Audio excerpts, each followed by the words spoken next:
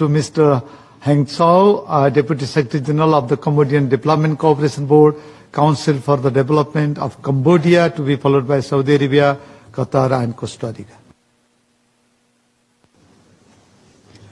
Mr. President, distinguished delegates, Cambodia welcomed the adoption of the Sevilla Commitment in July 2025 as a renewed global framework for financing sustainable development. With 5 years remaining to achieve the SDG, and at a time of rising debt, declining investment, and shrinking aid, this commitment charts necessary path forward.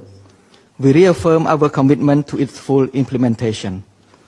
However, Cambodia must be direct about an acute and compounding challenge that is severely undermining our capacity to implement the Sevilla Commitment.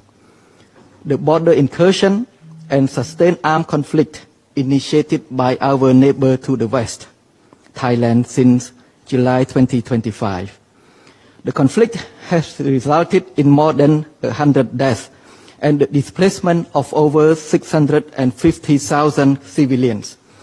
As of February 2026, more than 80,000 people remain displaced, including 50,000 women and 30,000 children. Many returnees face damaged housing, limited access to basic services, and safety concerns. 48 schools and 22 health facilities remain closed across affected provinces. Border closures and disruptions to trade and tourism have hurt Cambodia's economic recovery.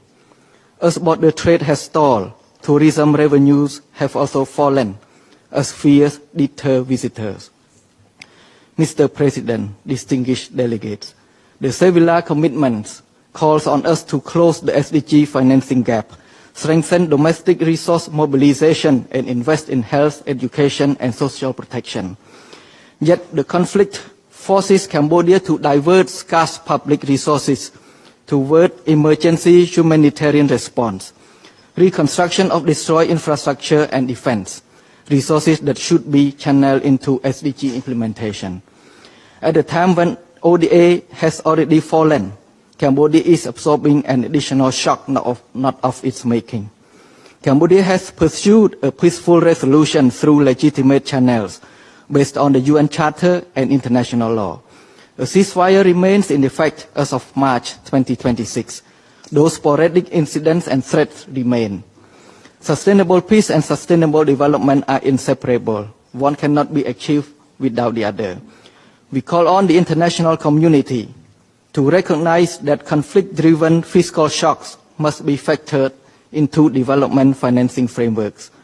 Ensure that countries recovering from external aggression have access to concessional financing and debt relief without conditionalities, and support a just, durable, and negotiated settlement that allows Cambodia to redirect resources to its people and its development commitments.